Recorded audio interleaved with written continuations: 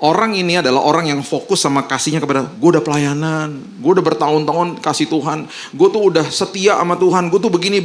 Dia bangga sama kasihnya kepada Tuhan. Siapa yang ngomong begitu juga? Petrus, jatuh dalam dosa. Iya. Orang kaya juga gitu, saya udah ngelakuin ini, saya gak berzina, saya gak begini. Oke, sekarang kasih semuanya. Gak bisa. Ini dites sama Tuhan sebenarnya sih. Oke, kamu fokus sama kasih kamu sama saya kan? Sekarang give up everything coba. Gak bisa lah. Gak bisa, karena dia gak pernah mulai dari titik menerima. Dia gak tahu kebaikan hati Tuhan. Dia mulai dari titik memberi terus. Udah, di titik itu give up dia udah.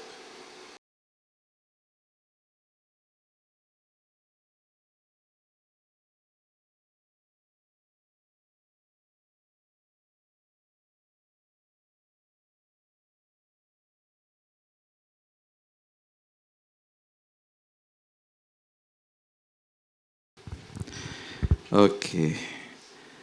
Kita buka sama-sama, ada sebuah judul yang luar biasa dalam firman Tuhan.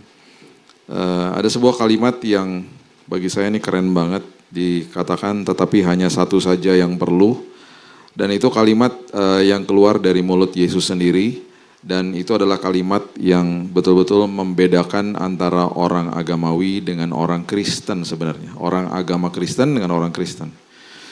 Orang agama, kita sudah belajar berkali-kali, jangan pernah lupa, orang agama selalu memulai segala sesuatu dari titik memberi, karena dia berpikir bahwa kalau saya lakukan ini, Tuhan yang saya sembah akan tolong saya. Tapi orang Kristen selalu mulai dari titik menerima, karena dia sadar dia harus terima dulu dari Tuhan, baru dia bisa kasih. Itu sebabnya ada satu kalimat yang membedakan ini, dan ini kalimat keluar dari mulutnya Yesus sendiri, dan ini harusnya hari ini kita belajar.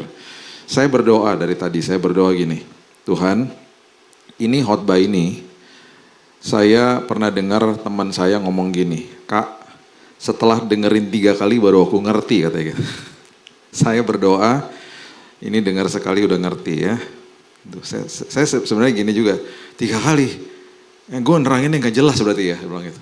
Gak tahu juga sih, saya juga gak tahu masih kurang jelas atau dia kurang nangkep. Pokoknya saya minta Tuhan tolong supaya kita ngerti dengan benar. Lukas pasal yang ke-10 ayat 42. Saya bacain dulu kalimat itu baru kita mundur ya. Lukas 10 ayat 42. Tetapi hanya satu saja yang perlu.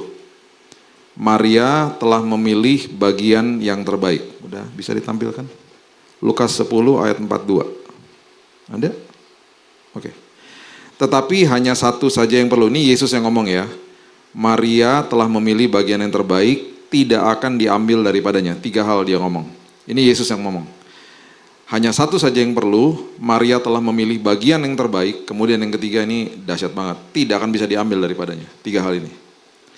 Dia lagi ngomong, Yesus lagi bicara soal Maria sama Marta sebenarnya. Kita udah tahu ceritanya. Oke, sekarang kita mundur dulu. Ayat yang ke-38. Lukas 10 ayat 38.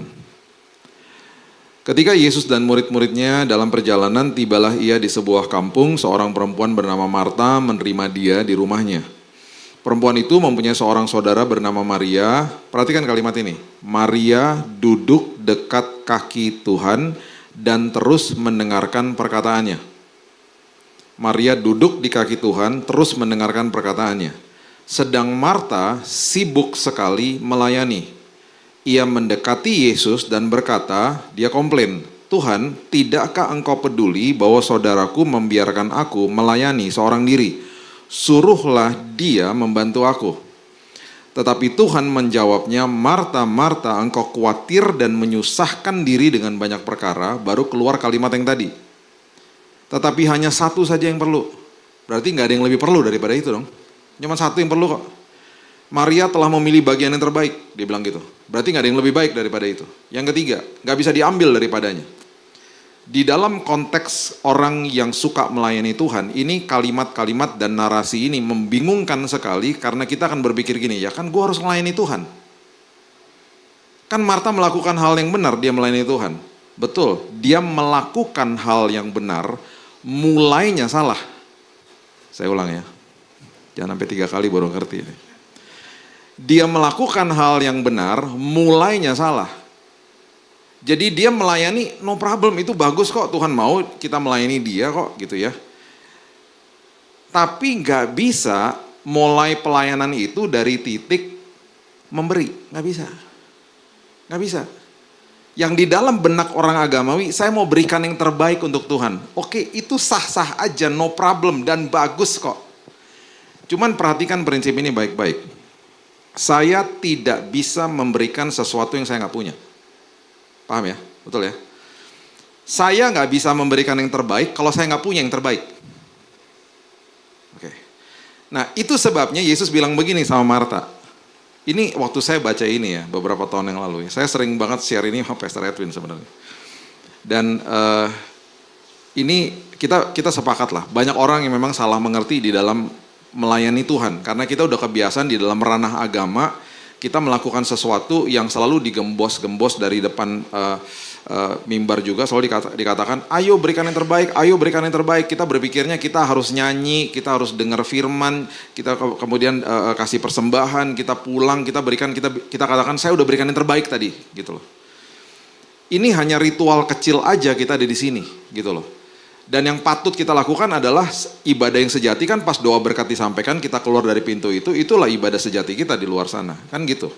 Nah itu sebabnya dia ngomong gini sebenarnya sama Marta. Marta, melayani itu gak masalah, mulainya salah. Nah gimana dong mulainya? Duduk dulu seperti Maria.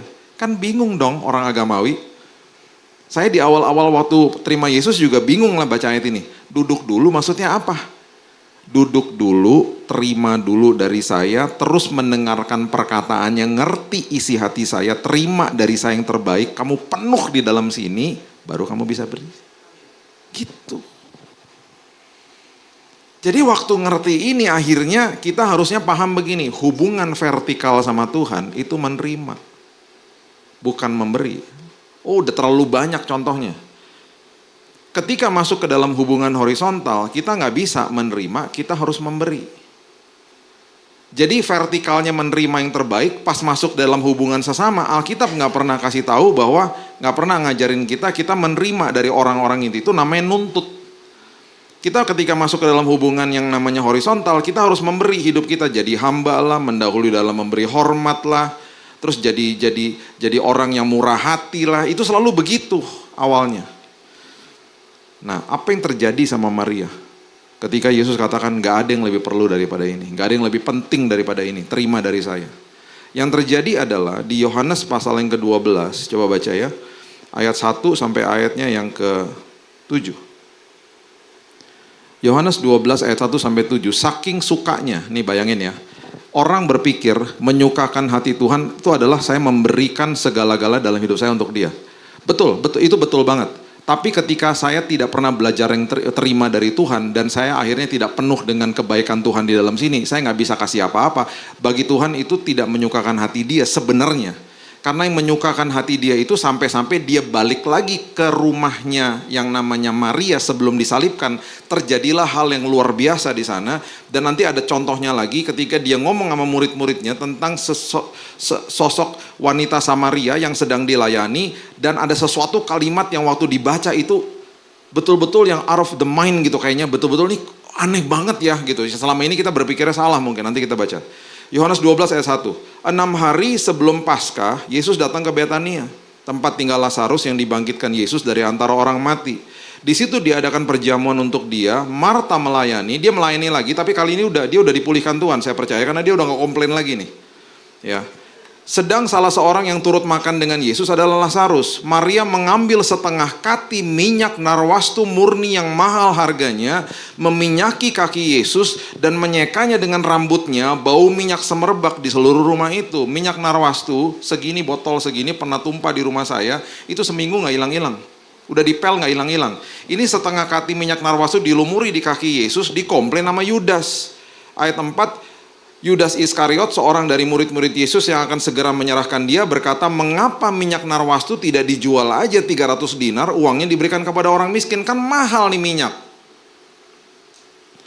Hal itu dikatakan bukan karena ia memperhatikan nasib orang miskin, melainkan karena ia adalah seorang pencuri, sering mengambil uang yang disimpan dalam kas yang dipegangnya. Perhatikan ayat 7, ini fokusnya di ayat yang ke-7, Yesus bilang begini, biarkan Maria melakukan hal ini mengingat hari penguburanku. Perhatikan ini baik-baik. Waktu dia lagi lumuri dengan minyak narwastu, itu beberapa hari lagi Yesus akan naik ke kayu salib. Minyak narwastu karakternya adalah dia gak hilang baunya. Jadi waktu dia naik ke kayu salib, itu minyak narwastu berarti masih melekat di kaki Yesus, masih ada bau wanginya. Oke. Bapak Ibu ingat gak? Ada 3 wanita datang ke kubur Yesus dengan rempah-rempah. Maria Magdalena, Maria ibu Yakobus, sama Salome. Datang ke kubur Yesus, ketemu gak sama Yesusnya? Enggak. Merupakan sebuah tradisi wanita Yahudi memberikan wangi-wangian, rempah-rempah kepada tubuh jenazah orang yang mereka kasihi. Mendapatkan gak kehormatan itu? Enggak. Ya, mereka nyampe bawa rempah-rempah, wangi-wangian, udah gak ada, Yesus udah bangkit. Rupanya waktu Yesus katakan, biarkanlah Maria melakukan ini untuk mengingat hari penguburanku, satu-satunya wanita Yahudi yang memiliki sebuah kehormatan memberikan wangi-wangian ke atas tubuh Yesus, itu cuma Maria. Karena beberapa hari setelah minyak narwastu itu dilumuri di kakinya, Yesus naik ke kayu salib. Waktu dikasih tahu ini, mereka pasti semua gak ada yang sadar. Maria pasti gini, hah maksudnya apa? Gitu. Waktu dia naik ke kayu salib dan ini semuanya unfolding, terjadi semuanya. At the end, saya pasti percaya nih mereka ketika ketemu compare notes segala macam, di situ pasti dia mengerti, gak pernah didokumentasikan aja di Alkitab. Dia pasti at the end dia pasti sadar, oh cuman aku toh yang punya kehormatan itu. Orang yang belajar terima dari Tuhan, dia memberikan yang terbaik toh, minyak narwastu, gak ada yang suruh juga. Orang-orang seperti begitu ya, yang memberikan terbaik, itu udah ngeflow sendiri. Dia udah gak disuruh-suruh lagi tuh, sampai dikomplain sama temannya, ngapain lu minyak mahal-mahal lo kasih? Dia udah gak peduli soalnya, karena udah penuh di dalam sini. Dia kasih yang terbaik, bahkan ketika dia kasih yang terbaik, dia dibawa sama Tuhan ke dalam kairosnya Tuhan. Satu-satunya wanita yang memiliki kesempatan melumuri tubuh Yesus dengan wangi-wangian. Makanya ya, ketika posisi kita setiap hari belajar terima dari dia, kita adalah orang yang sangat-sangat menikmati kasih Tuhan akhirnya. Sekarang pertanyaan logikanya lah, belajar terima tuh ngapain sih Pak? Gitu. Karena banyak juga yang pasti bertanya, belajar terima begini. Belajar terima itu adalah postur hati. Jadi setiap hari saya kalau bangun pagi nih, walaupun saya udah khotbahin ini sering banget ya, saya postur hati saya tuh begini tiap hari. Tuhan, makasih ya Tuhan, bahwa kasih-Mu yang terbesar dalam hidupku gak pernah ninggalin aku sedetik pun. Saya tuh ingetin jiwa saya, karena jiwa saya ini, kita sama nih, jiwa kita nih, Yeremia 17 katakan hatinya sudah membatu, siapa yang mengetahuinya. Saya gak mau, sampai saya gak sadar, hati saya udah menjauh lah, hati saya tiba-tiba jadi deviasi lah, hati saya gak sadar sama kebaikan Tuhan. Jadi setiap hari saya ngomong sama jiwa saya, seperti Daud ngomong sama jiwanya. Hai jiwaku, makasih ya Tuhan. Hari ini kasih karunia Tuhan selalu tepat waktu. Gak ada kondisinya dalam hidup aku. Terima kasih Engkau gak pernah sedetik pun ninggalin aku ya Tuhan. Makasih buat kebaikan-Mu ya Tuhan. Dan seterusnya dan seterusnya. Itu belajar terima namanya. Ada masalah datang. Tuhan terima kasih ya Tuhan. Kasih-Mu tanpa kondisi. Masalah ini bukan dari Tuhan. Kalau masalah ini Engkau izinkan. Tuhan Engkau lagi jalan sama aku ya Tuhan. Tuhan tangan-Mu yang perkasa akan bawa aku sampai di ujung ya Tuhan. Makasih Tuhan. Kalau hatiku lagi gak enak hari ini Tuhan, aku serahkan semua kekhawatiranku kepadamu ya Tuhan. Terima kasih ya Tuhan, Kau gak pernah ninggalin aku. Makanya ya orang-orang seringkali karena gak sadar sama posisi-posisi kayak begini, posisi jadi dalam Tuhan, akhirnya dari atas mimbar mulailah didengungkan doa-doa yang benar-benar menggiring opini jemaat, narasinya akhirnya kepada kita tuh gak pernah layak di hadapan Tuhan. Contohnya mulai ibadah, mari Bapak Ibu kita berdoa, Tuhan layakkan kami mau mulai ibadah kami. Padahal sudah dilayakkan ribuan tahun yang lalu. Harusnya doanya Tuhan terima kasih kami sudah dilayakkan. Kami akan mulai ibadah kami hari ini Tuhan, gitu. Ada lagi doa-doa syafaat, ibu-ibu nangis-nangis di atas mimbar, Tuhan, jangan tinggalkan kami Tuhan. Nggak mungkin ditinggalin, gemes saya kalau dengerin kayak gitu-gitu. Harusnya doanya tuh, Tuhan terima kasih ya Tuhan, nggak pernah sedetik pun Kau tinggalkan aku. Nggak ada siapapun dan apapun yang sanggup memisahkan kasih Dia kepada kita. Nggak ada.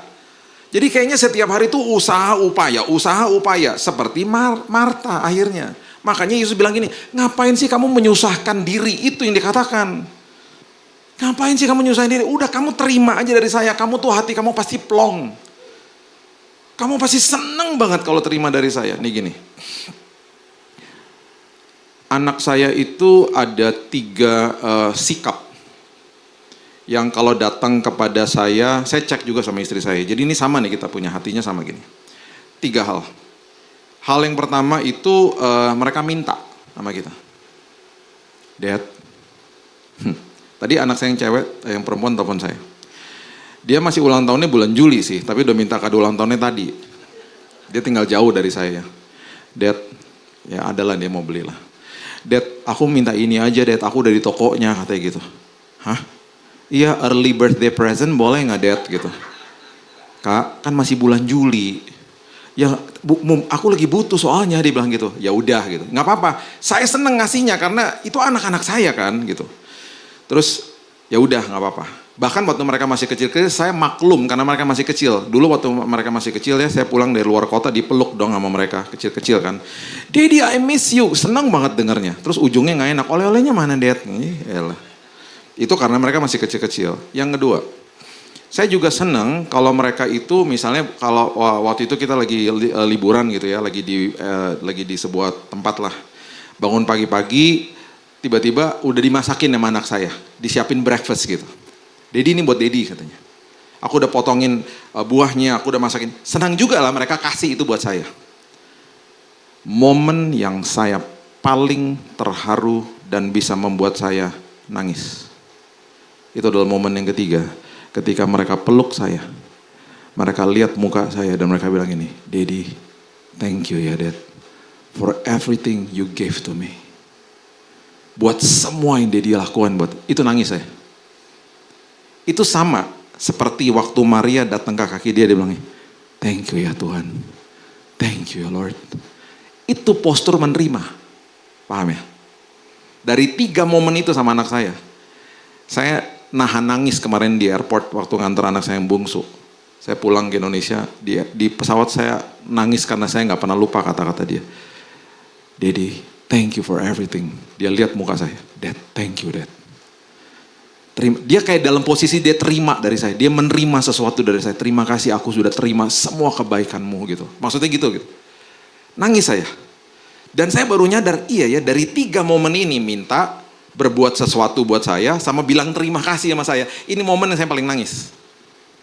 Di situ saya rasa bahwa wow, apa yang saya berikan buat kamu berdampak buat hidup kamu dan kamu ngerti kasih saya buat kamu. Itu maksudnya.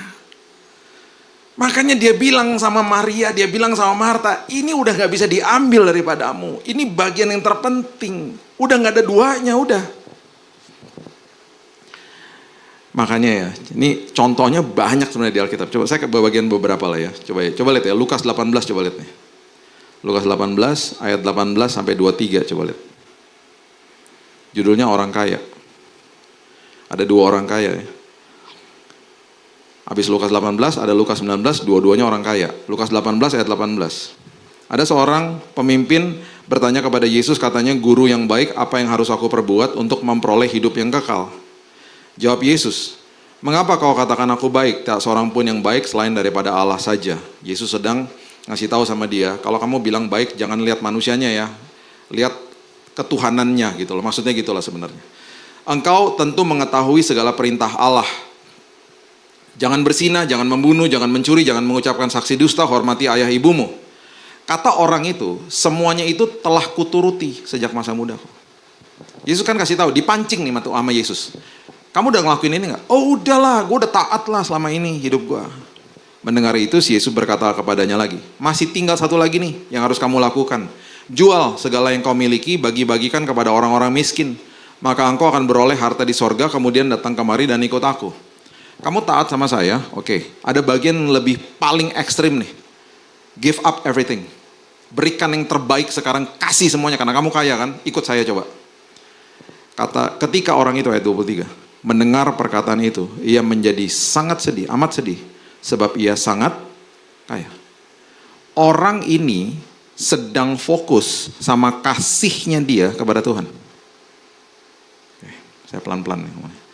Orang ini adalah orang yang fokus sama kasihnya kepada, gue udah pelayanan, gue udah bertahun-tahun kasih Tuhan, gue tuh udah setia sama Tuhan, gue tuh begini. Dia bangga sama kasihnya kepada Tuhan. Siapa yang ngomong begitu juga? Petrus, jatuh dalam dosa? Iya. Orang kaya juga gitu, saya udah ngelakuin ini, saya nggak berzina, saya nggak begini. Oke, sekarang kasih semuanya. Nggak bisa.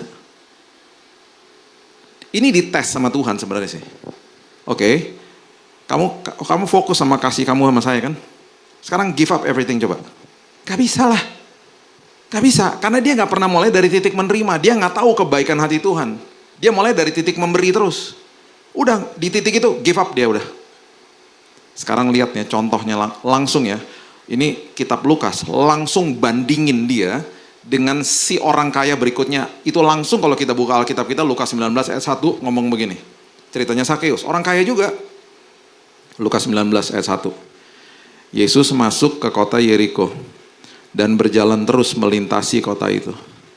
Di situ ada seorang bernama Sakeus, kepala pemungut cukai, dan ia seorang yang kaya. Ia berusaha untuk melihat orang apakah Yesus itu, tetapi ia tidak berhasil karena orang banyak sebab badannya pendek. Maka berlarilah ia mendahului orang banyak memanjat pohon ara untuk melihat Yesus akan lewat di situ. Ketika Yesus sampai ke tempat itu, ia melihat ke atas, terus dia ngomong begini, Sakeus, segera turun sebab hari ini aku harus menumpang di rumahmu. Aku mau mampir ke rumah kamu. Coba lihat ini, dia orang berdosa loh. Itu dianggap orang berdosa banget lah pemungut cukai pada saat itu. Lalu Sakeus segera turun dan menerima Yesus dengan sukacita. Menerima Yesus dengan sukacita. That's the keyword. Dia terima Yesus dengan sukacita, kemudian dia pasti belajar isi hatinya, dia menikmati kebaikan Yesus di dalam rumahnya. Ayat 7 dikatakan begini. Bapak Ibu baca ayat ke-7 sama 8, ini orang gak ada yang suruh. Gak ada yang suruh dia lakukan itu. Tetapi semua orang yang melihat hal itu bersungut-sungut, katanya ia menumpang di rumah orang berdosa. Ayat 8 coba lihat, Sakeus berdiri dan berkata kepada Tuhan, Tuhan, setengah dari milikku akan kuberikan kepada orang miskin. Ada yang suruh? Nggak ada. Dan sekiranya ada sesuatu yang kuperas dari seseorang, aku kembalikan 4 kali lipat. Ada yang suruh? Nggak ada. Ketika dia mulai dari titik menerima kebaikan Tuhan, dia full di sini.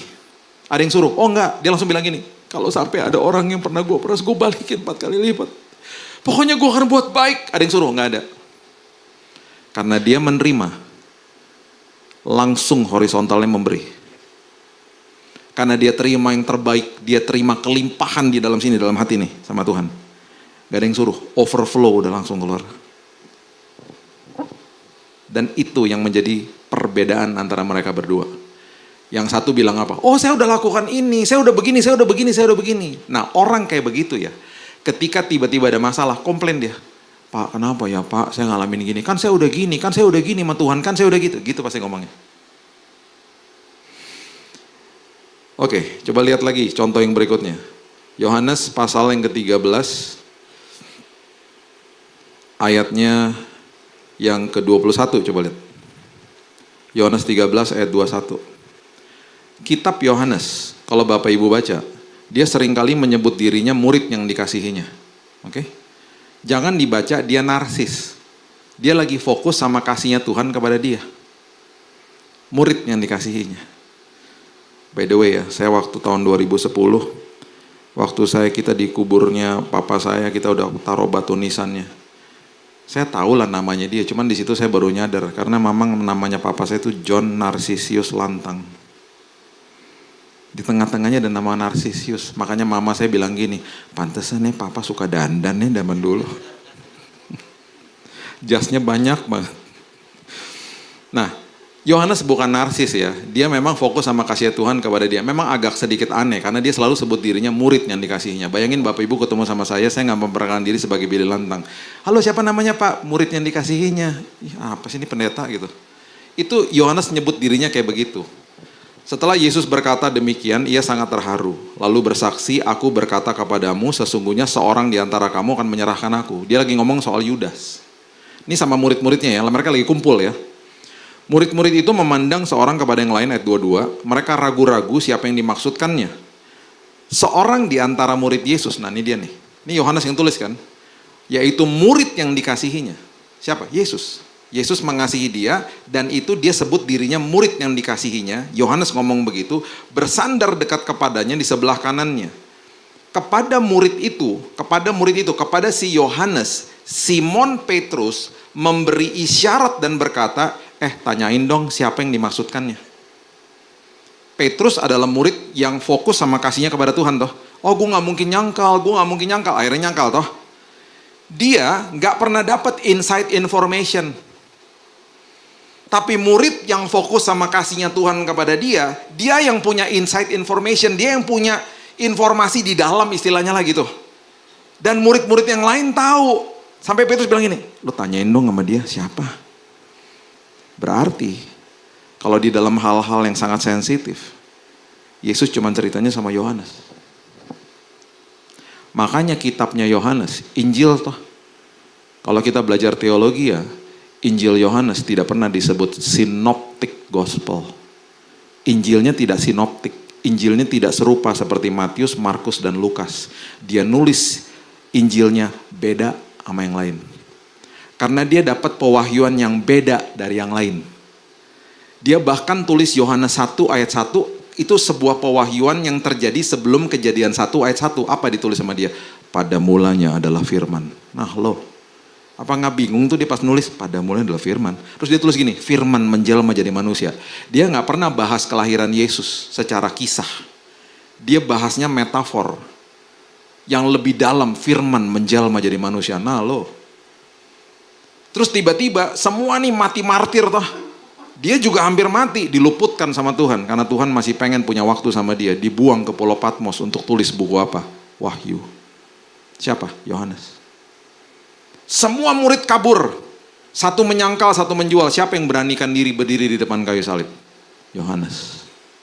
Ada yang suruh? Nggak ada. Ketika terima yang terbaik, flowing sendiri toh. Nggak ada yang nyuruh. Dalam hati berarti gini, gue mau dibunuh kayak bodoh amat. Dia berdiri di samping mamanya, Maria, si Maria. Yesus bilang begini, gue titip ya. Saya titip ibu saya. Makanya dia tulis kitabnya. Itu berdasarkan pandangan mata langsung sama Yesus dan kepada ibunya juga. Plus dari Holy Spirit, Roh Kudus. Makanya bukan synoptic gospel. Makanya yang dia tulis tuh, bagi saya, kalau baca kitabnya dia, Yohanes 3:16 salah satunya. Terus dikatakan begini, ayat 25. Murid yang duduk dekat Yesus itu berpaling dan berkata kepadanya, Tuhan siapakah itu? Dia tanya loh sama Yesus. Yesus cuman ngomongnya sama dia. Jawab Yesus, dialah itu yang kepadanya aku akan memberikan roti sesudah aku mencelupkannya. Sesudah berkata demikian, yang mengambil roti mencelupkan memberikan kepada Yudas anak Simon Iskariot. Dia cuman ngomong sama Yohanes, nanti ya yang gue kasih itu orangnya. Dia cuma ngomong sama Yohanes, gak ada yang lain. Berarti apa? Orang yang belajar terima dari Tuhan, tiap hari dapat pewahyuan dari Tuhan. Dan seringkali pewahyuannya orang lain gak dapat. Karena dia fokus sama hatinya Tuhan. Tuhan, I want more from you. I want more from you, Lord. Makanya ini harusnya menjadi sebuah pelajaran bagi kita. Dan di Matius 9 ayat 9 sampai 10, nanti Bapak Ibu baca di rumah, itu Yesus juga masuk ke rumahnya Matius, ya. Dan Matius juga pemungut cukai. Dan akhirnya dia undang teman-temannya, dan akhirnya dia menerima kebaikan Tuhan. Dan saya udah pernah bahas tentang perikop ini. Waktu dia menulis kitabnya, Matius memulai dengan silsilah Yesus toh. Dan waktu dia mulai menulis dengan silsilah Yesus, dia masukkan 5 nama wanita di dalam silsilah yang di dalam adat istiadat Yahudi itu sangat ditentang. Karena wanita gak boleh masuk dalam silsilah. Apalagi waktu dia masukkan nama wanita ini, nama-nama wanita ini dalam tanda kutip di pandangan manusia ya, enggak banget. Waktu dia tulis Tamar di situ, pasti tangannya gemeteran. Dan pasti dia ada contemplating, dia mungkin agak-agak lagi berargumentasi lah sama dirinya sendiri. Masukin gak ya namanya dia ya? Ini kan gak bener banget nih orang. Tidur sama mertuanya, punya anak. Kok bisa ada di silsilah Yesus? Itulah kasih karunia Tuhan. Dimasukin namanya Tamar. Terus nama yang berikutnya, Rahab. Ini kan pelacur dari Yeriko. Kok bisa ada di silsilah Yesus? Dimasukin nama Rahab. Nama berikutnya, Ruth. Ini kan bukan orang Yahudi. Ntar gue dimarahin lagi sama orang Yahudi. Dia kan orang Moab. Dimasukin nama Ruth. Dan mungkin dia nggak enak kali ya, karena di awal dia udah tulis Yesus itu adalah keturunan Daud. Dia bilang Yesus itu anak Daud toh. Pas dia lagi baca kisahnya, Batsheba, ini kan selingkuhannya Daud. Dia mungkin nggak enak nulis nama Batsheba, dia tulisnya istrinya Uria. Dan yang terakhir Maria, 5 nama wanita. Saya percaya tuh ya, waktu dia tulis silsilah itu, dia tuh dimaki-maki sama orang Yahudi. Dia nggak peduli. Karena dia pasti ngomong gini, lo gak tahu dia datang ke rumah gue. Siapa gue? Dia makan sama teman-teman gue, dikomplain sama orang Farisi di luar. Gue terima yang terbaik. Gue mau kasih tahu dunia bahwa dia datang buat orang-orang gagal. Makanya silsilahnya banyak orang gagal. Saya mau kasih tahu begini sama kita. Seringkali ya, karena kita prinsipnya agamawi, kita mulai dari titik memberi vertikal. Ketika masuk ke dalam hubungan horizontal, kita harus menerima toh, dari satu pihak kita harus terima. Karena kita gak pernah terima dari Tuhan, kita nuntut manusia. Akhirnya masuk ke dalam horizontal, kita tuntut manusia. Makanya timbul frasa-frasa seperti begini. Saya sedang mencari orang yang tepat, Pak. Misalnya lagi mau cari jodoh. Gak ada orang yang tepat. Gak ada. Istri saya orang yang tepat bagi saya.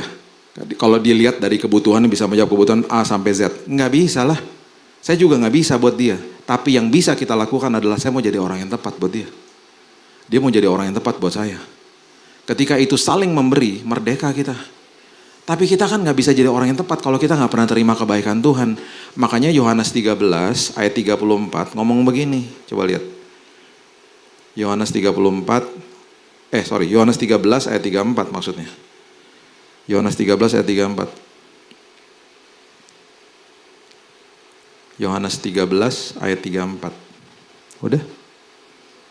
Nah, aku memberikan perintah baru kepada kamu, yaitu supaya kamu saling. Gimana cara mengasihinya? Sama seperti aku telah mengasihi kamu, demikian pula kamu harus saling mengasihi. Kalau di rephrase kalimatnya begini, terima dulu kasih saya, baru kamu bisa saling mengasihi. Terima dulu dari saya, baru nanti horizontalnya kamu bisa saling mengasihi. Makanya ketika itu tadi dilakukan, yang terjadi adalah penghakiman. Udahlah, udah biasalah. Saya juga sering dihakimi, lagi dihakimi juga kok. Udah biasa. Jadi Tuhan selalu bilang begini, kalau dihakimi ya, kan dilemparin batu. Batunya jangan dilempar balik. Berdiri aja di atas batunya. Makin dibawa tinggi ntar sama Tuhan. Amin. Udah tenang aja, gitu aja. Jadi makin dihakimi, kita makin mengerti. Oh, memang begitulah orang agamawi. Ironisnya datang dari orang Kristen sendiri, gitu aja. Nah, Lukas 11, saya tutup sama ini ya. Lukas 11 ayat 42 sampai 46. Lukas 11 ayat 42 sampai 46. Tetapi celakalah kamu ya, hai orang-orang Farisi, sebab kamu membayar persepuluhan dari selasih, inggu dan segala jenis sayuran. Tetapi kamu mengabaikan keadilan dan kasih Allah, yang satu harus dilakukan dan yang lain jangan diabaikan. Kata celakalah itu kata yang sangat keras keluar dari mulutnya Yesus. Kalau Bapak Ibu tanya sama saya, Pak, Yesus paling marah di mana? Bagi saya nggak setuju kalau yang dia marah di bait Allah. Bagi saya kemarahan dia paling keras tuh di sini. Karena ini kata ini di dalam bahasa Inggrisnya artinya wow. Wow tuh artinya dalam bahasa aslinya tuh adalah enyahlah kamu gitu loh. Kayak udah lo mendingan lo nggak ada di sini gitu loh. Itu keras banget tuh kata-kata itu. Celakalah kamu. Keluar dari mulutnya Yesus loh. Ayat 43. Celakalah kamu hai orang-orang Farisi, sebab kamu suka duduk di tempat terdepan rumah ibadat dan suka menerima penghormatan di pasar. Jadi jangan duduk di depan, jangan merasa tertuduh ya. Minggu depan duduk depan lagi ya. Ya ada ayatnya lo jangan duduk di depan. Celakalah kamu, ini berkali-kali loh diucapkan sama dia. Apa sih konteksnya? Sebab kamu sama seperti kubur tak memakai tanda. Orang-orang berjalan di atasnya tidak mengetahui. Dengan kata lain, orang yang melakukan ini, nanti saya bahas maksudnya apa. Itu orang-orang seperti begitu, itu gak meninggalkan apa-apa di dalam dunia. Gak ada legendarisnya tuh gak ada. Gak meninggalkan dampak sama dunia, gak ada. Orang berjalan di atas kuburnya gak tahu lo siapa gitu. Kan ngeri kan. Seorang dari antara ahli-ahli Taurat menjawab dan berkata kepadanya, Guru, dengan demikian engkau menghina kami juga. Perhatikan ayat 46. Ini merinding saya waktu baca ini. Celakalah kamu juga, 4 kali loh disebut. Hai ahli-ahli Taurat. Kamu meletakkan beban-beban yang tak terpikul pada orang. tetapi kamu sendiri tidak menyentuh beban itu dengan satu jari pun. Perhatikan ini baik-baik. Alkitab tidak pernah membahas bahwa ada beban yang gak bisa dipikul sama manusia. Gak ada, kecuali ayat ini. Gak ada. Kuk yang kupasang ringan. Karena aku adalah pribadi yang lemah lembut. Aku membawa kelegaan bagimu. Jadi berarti ketika dia gandeng kita, itu kuk ya. Ketika kita jalan kemana, kita jalan yang bersalah, dia tinggalin kita. Oh enggak, nak jangan ke sana, nak jangan. Kita tetap ke sana. Dia nggak mungkin begini. Ada yang lewat barusan. Pas dia begini nih, terus kita salah jalan, kita mau ke sana gitu ya. Dia nggak pernah gini. Dikasih tahu susah banget sih, pergi sana gitu. Nggak pernah. Kita ke jalan manapun sama dia, perlindungannya tetap ada sama kita. Akhirnya jatuh sih kita. Dia tinggalin kita. Oh nggak pernah. Diangkat sama dia. Udah ya nak, jangan lagi ya nak. Itu makanya kuk yang kupasang ringan sama dia. Di dalam kelemahanku, kuasamu disempurnakan. Jadi nggak ada tuh, nggak ada beban yang melebihi kekuatanmu. Kan selalu begitu Alkitab ngomongnya. Satu-satunya ayat yang mengatakan ada beban yang nggak bisa dipikul. Cuman di ayat ini. Maksudnya adalah, dia lagi ngomong sama orang Farisi. Kalau lu menghakimi orang, itu beban nggak bisa dipikul sama dia. Makanya banyak orang gak mau ke gereja. Selama 28 tahun, banyak lah yang datang ke saya. Gue gak mau lagi, Bill. Gue gak mau lagi. Gue cinta sama Tuhan, tapi gue gak suka sama orang Kristen. Ironis toh? Itu maksudnya. Beban yang gak bisa dipikul karena terjadi penghakiman akhirnya. Saya tutup sama ini. Di awal tahun 2000, ada seorang teman yang kami sedang mentor waktu saat itu. Dan dia itu anting-antingnya ada 16 di kepala. Tatonya dari atas bahu sampai ujung kaki. Satu hari saya bilang sama dia, Nyong, lu ke gereja sana ya, sendiri, jangan ikut-ikut lagi. Dia biasa temenin saya, atau temenin adik saya. Jadi dia ke gereja sendirian. Nanti ikutan, cari tahu tuh kalau ada kelompok selnya di sana gitu. Masalahnya waktu dia ke gereja, anting-anting gak dicopot semua, ada beberapa masih nyangkut. Pakai tangan pendek, udah kulitnya hitam, tato di mana-mana kelihatan toh. Dia lagi datang ke gereja, di paling belakang ada ibu-ibu lagi nyanyi. Lagi pujian penyembahannya lagi kemurahanmu lebih dari, dia lagi nyanyi begitu, sebelahnya ada anaknya. Sebelahnya bangkunya kosong di ujung di paling belakang. Jadi teman saya pas datang, gue di situ aja. Mereka lagi dalam posisi berdiri. Jadi dia berdiri di situ. Gelap kulitnya, tato di mana-mana, anting beberapa masih nyangkut. Ibunya kan di sini. Kemurahanmu lebih dari hidup. Kaget dong. Aduh Tuhan, kalau ada penyamun di sebelah saya gitu ya. Jadi dia mulai bilang sama anaknya di sebelah kanannya gini. Sana pindah. Anaknya pindah ke sana. Habis anaknya pindah, dia ambil dong. Dia punya dompet, tas. Isinya kan HP, barang berharga toh. Dia ambil, dia taruh di ketiaknya, dia begini. Tetap menyembah Tuhan, tapi udah mulai proses penyelamatan diri. Anak udah pindah, kemurahanmu lebih dari hidup. Pindah semuanya. Anak pindah, barang pindah, tas pindah, ibu pun pindah. Teman saya bingung. Kok pada pindah semua ya? Ada apa? Lama-lama dia nyadar, oh ini orang ketakutan sama saya. Bapak ibu lagunya gak sampai selesai. Belum selesai, mereka belum duduk, dia pulang. Di rumah, di teras rumah saya, nangis meraung-raung. Saya pulang siang, dia nangis di situ. Mbak di rumah bilang, itu Pak udah berjam-jam nangis-nangis sendiri, udah kayak orang gila aja Pak gitu. Terus saya tanya, ada apa sih? Terus dia bilang, sakit Bung, sakit katanya gitu. Sakit apaan sih? Digebukin orang? Enggak Bung, sakit. Dia gak bisa ngomong. Terus akhirnya saya ajak makan, dia gak bisa makan. Saya makan di meja makan. Itu 40 menit dia cerita apa yang barusan terjadi sama dia di gereja. Dan ini kalimat yang saya nggak pernah lupa. Dia ngomong gini, Bung, beta cinta Bung sama Yesus Bung, tapi beta benci Bung sama orang Kristen. Beta dihakimi Bung, dia bilang gitu. Saya juga marahin dia. Lain kali makanya pakai baju panjang, itu anting-anting copot semuanya. Lupa Bung, lupa, gitu. Ya, orang juga serem meliatin lo gitu. Tapi poinnya bukan itu sebenarnya. Itu yang terjadi. Dan itu realita. Memulihkan dia untuk akhirnya bisa masuk ke dalam gereja lagi itu membutuhkan tahunan. Sampai dia akhirnya bisa pulih lagi. Biarlah hari ini kalau kita mengerti kebaikan Tuhan, hubungan horizontal kita pasti luar biasa. Kita mulai dari titik memberi. Makanya Yesus bilang, Kalau kau berbuat baik dan orang itu nggak bisa balas, hatimu dibuat berbahagia. Kita nggak memberikan kondisi akhirnya. Jadi prinsip ini biarlah merasuki hidup kita dan menjadi prinsip kehidupan kita. Besok pagi kalau bangun pagi bilang, Tuhan terima kasih ya. Kasih-Mu sempurna. Engkau gak pernah tinggalin aku. Aku kemarin buat salah loh Tuhan. Tapi Engkau tetap memberikan kasih karunia-Ku. Makin dia berikan kebaikannya dia, kita makin gak mau buat dosa. Anak saya nabrakin, buka pintu mobil, ketabrak motor. Padahal udah dikasih tahu. Yosi itu yang nganterin, saya ingat banget. Yosi siang-siang datang ke saya, Bang mobil lo penyok katanya. Itu anak baru dikasih tahu bulan lalu. Ketan, kalau buka pintu lihat ke belakang motor banyak banget di Jakarta. Dia buka pintu ketabrak. Malam hari saya ketemu dia, saya gini-giniin dia, enggak. Saya nggak pernah didik anak saya begitu. Waktu saya peluk dia kan tiap hari kita pelukan. Dia peluk saya bilang ini, Dad, are you okay? Kamu oke nggak? Kenapa Dad? Aku dengar tadi pagi kamu ketabrak motor. Dia nangis di pelukannya. Bukan aku Dad, mobilnya. Saya dalam hati gini, gue juga tahu mobilnya. Cuman saya lagi kasih pesan sama dia gini loh, kamu tuh lebih penting daripada mobilnya. Walaupun saya kalau lihat mobilnya ngenes juga, penyok parah lah. Saya lagi kasih tahu, you are more important. Di dalam pelukan saya bisikin dia, Dek, next time kalau buka pintu hati-hati ya Dek, gitu.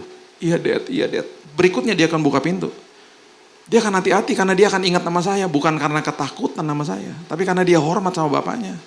Makanya arti takut sama Tuhan itu terletak indikasinya di dalam langkah-langkah kita, di dalam kaki kita. Kalau saya ketakutan sama Tuhan, saya salah mengerti. Ketika saya buat salah, saya lari dari Tuhan. Tapi ketika saya hormat sama Tuhan, takut itu adalah hormat sama Tuhan. Ketika saya buat salah, saya lari ke Tuhan.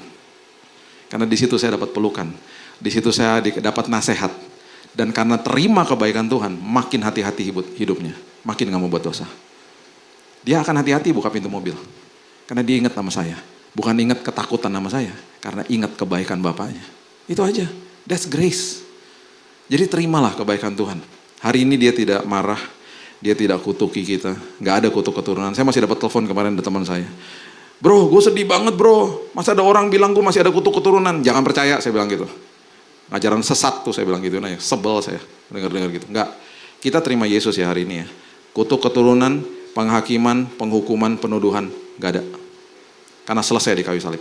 Kalau sampai ada orang ngomong begitu sama saudara, jangan dengerin. Berdirilah teguh di hadapan Tuhan. Bilang terima kasih Tuhan. Aku sudah dimerdekakan dari masa laluku. Amin. Berikan tepuk tangan kita untuk Tuhan kita. Bapak yang baik, terima kasih buat hari ini. Mengucap syukur buat kebaikan Tuhan. Biarlah kami mengerti firman ini Tuhan. Dan kami melakukan kehidupan kami seperti Maria. Karena tidak ada duanya Tuhan. Kalau kami duduk di kaki Tuhan, belajar terima dari Tuhan. Dan kalau itu kami mengerti Tuhan. Kami terima kebaikan Tuhan. Maka hubungan horizontal kami pasti jadi luar biasa. Kami jadi belajar menjadi orang-orang yang terus jadi berkat buat orang di sekitar kami. Biarlah Tuhan firman ini menjaga kami, melindungi kami, bahkan melindungi pikiran dan hati kami. Materaikannya Tuhan, hanya di dalam nama Tuhan Yesus kami berdoa dan mengucap syukur. Kita sama-sama katakan, amin.